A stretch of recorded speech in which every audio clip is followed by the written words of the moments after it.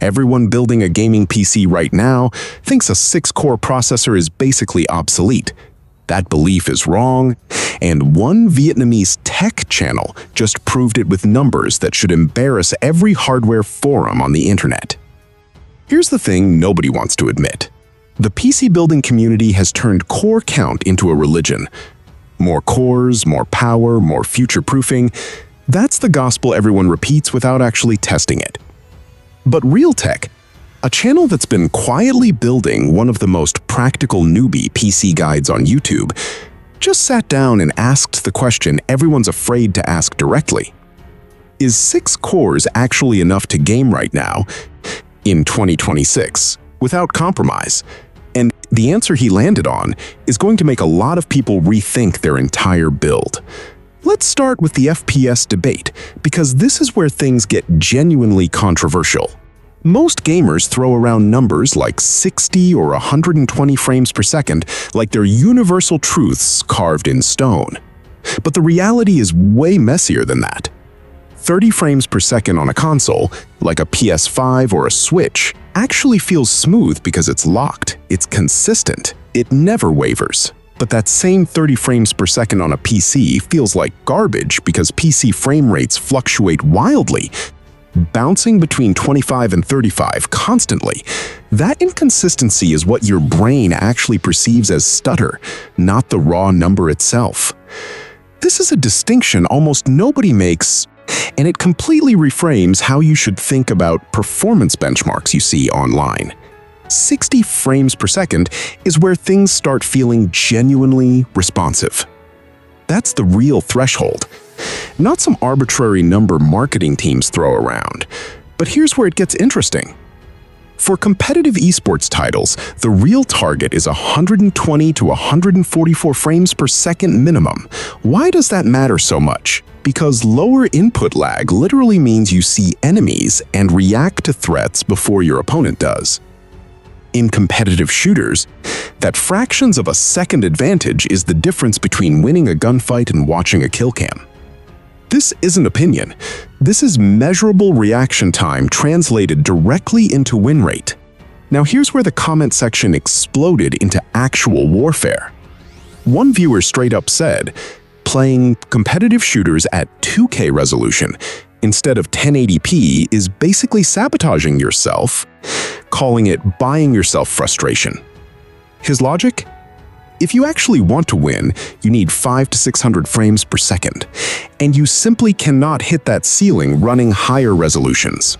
Meanwhile, another commenter fired back with real benchmark numbers, running a Ryzen 7 7800X3D, paired with an RX 9060 XT, hitting over 400 frames per second at 2K medium settings in shooters while barely touching 20 to 30% CPU usage.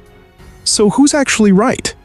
The truth is both of them are, depending on what kind of player you are. If you're grinding ranked and every millisecond matters, 1080p at insane frame rates is objectively correct. If you're playing for visual experience and immersion, 2K with a beefed-up CPU delivers frame rates that are still absurdly high while looking dramatically better. This isn't a settled debate, and honestly, the fact that it's still raging in the comments tells you the industry hasn't given people a clean answer yet. Then there's the resolution upgrade question, and this is where things get financially interesting. Jumping from 1080p to 1440p, which everyone calls 2K, isn't just a marginal improvement, it's a completely different visual experience. The math backs this up too. 2K packs 1.5 times the pixel density of full HD, meaning sharper text, cleaner UI elements, and significantly more screen real estate for multitasking. One commenter described switching from a 24-inch Full HD monitor to a 27-inch 1440p screen as feeling like going from a small basket to a big basket. That's not subtle. That's a night and day shift in how information gets displayed to your eyes. But here's the part that should genuinely surprise you. A 27-inch monitor running only Full HD resolution was repeatedly called out as objectively bad, blurry, uncomfortable to read text on, borderline unusable for productivity work. Multiple commenters agreed that 27 inches only makes sense once you've committed to 1440p resolution. Otherwise, you're stretching pixels across too much physical space and destroying clarity. And the pricing? A quality 1440p monitor at 100 Hz now runs around $130, and even premium 180 Hz options are hitting roughly $170.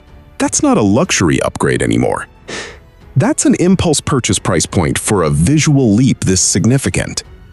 Now let's get back to the actual controversy at the center of this whole video, because it's bigger than just frame rates.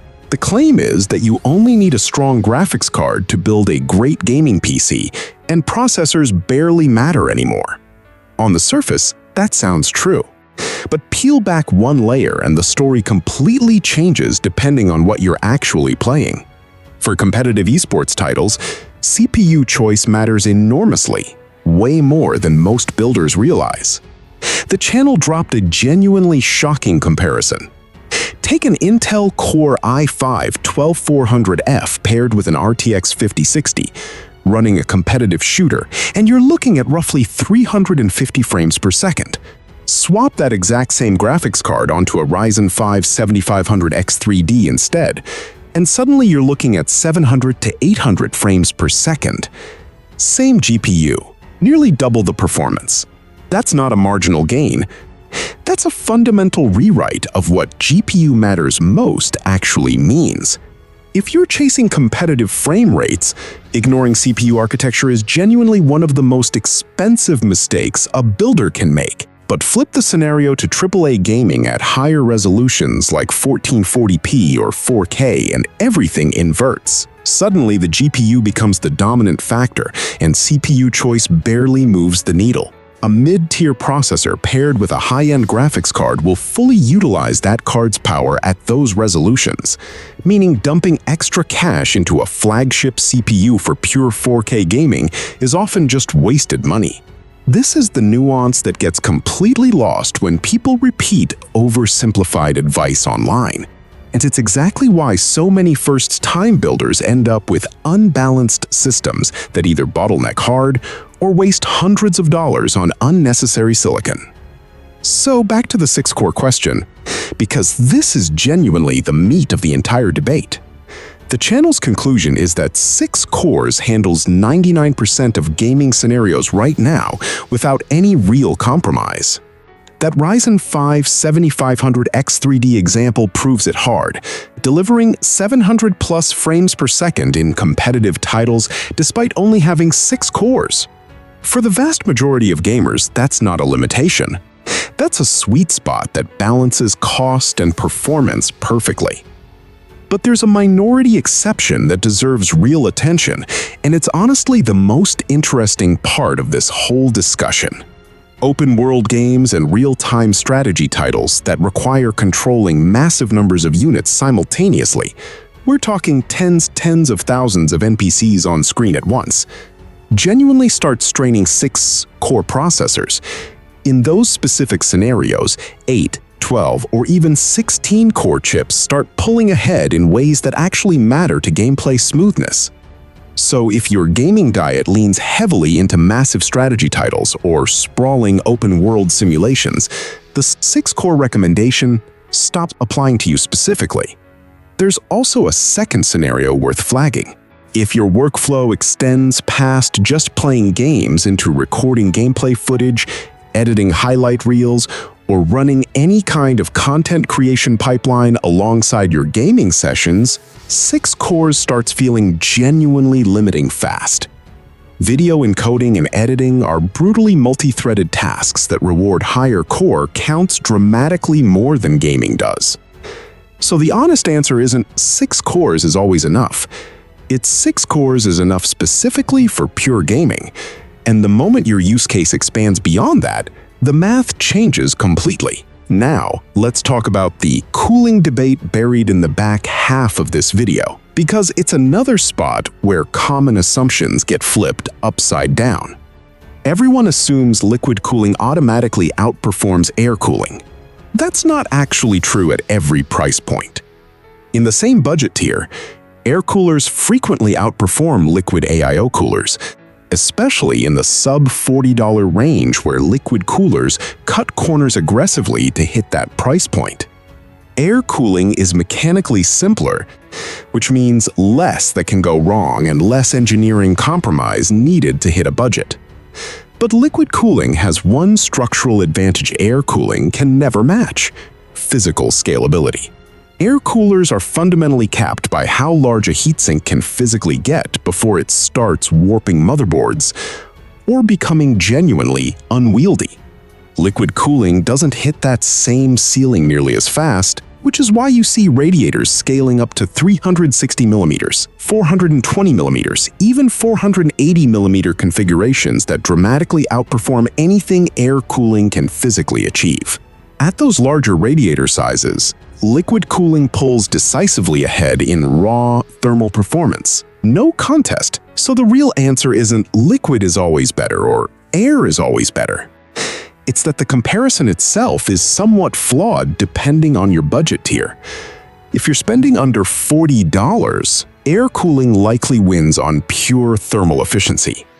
If you're scaling up into premium 360mm plus liquid setups, liquid cooling pulls ahead significantly. The actual decision should come down to what you personally value. Whether that's raw thermal sealing performance, aesthetic appeal, since liquid cooling frankly looks more premium in a build, or long-term reliability since air cooling has fundamentally fewer failure points since there's no pump or tubing to eventually degrade. What makes this whole video genuinely valuable isn't just the raw benchmark numbers, it's the way it forces you to abandon blanket statements. Get the strongest GPU possible isn't universally true. More cores are always better isn't universally true.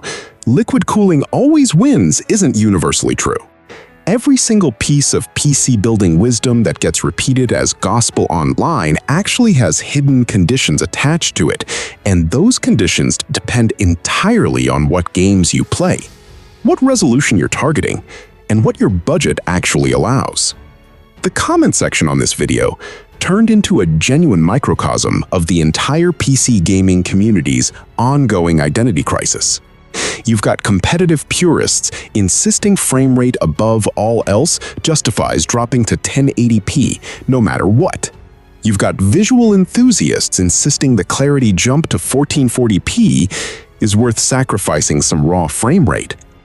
You've got budget-conscious builders trying to squeeze maximum performance per dollar out of 6 core setups.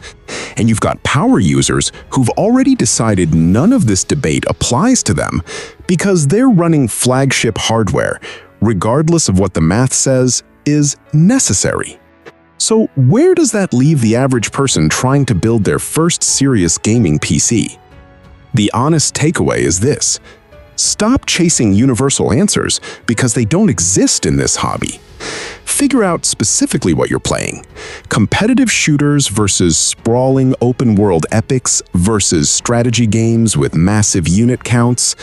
Because that answer alone determines whether you need a 6-core budget CPU or something significantly beefier. Figure out your actual viewing distance and screen size preference before blindly assuming 1440p is automatically the right call for your setup. And stop treating cooling choice as a performance question first, when for most builders it's actually a budget and aesthetic question wearing a performance costume. The frustrating truth buried underneath all of this is that PC building advice online gets flattened into sound bites because nuance doesn't perform well in short-form content. But the real answers, the ones that actually save you money and prevent bottlenecked builds, live entirely in these specifics. 6 cores enough? For most people, genuinely yes. For open-world addicts and strategy game fanatics, genuinely no. Liquid cooling always superior? Only past a certain price threshold. GPU is all that matters? Only if you're not chasing competitive frame rates. So the next time someone tells you there's one correct way to build a gaming PC, ask them which game they're actually optimizing for, because that single question changes literally every recommendation that follows it. If you enjoy this video, please like, share, subscribe and hit the bell to the later update from my channel. Thank you for watching till the end and see you in the next video.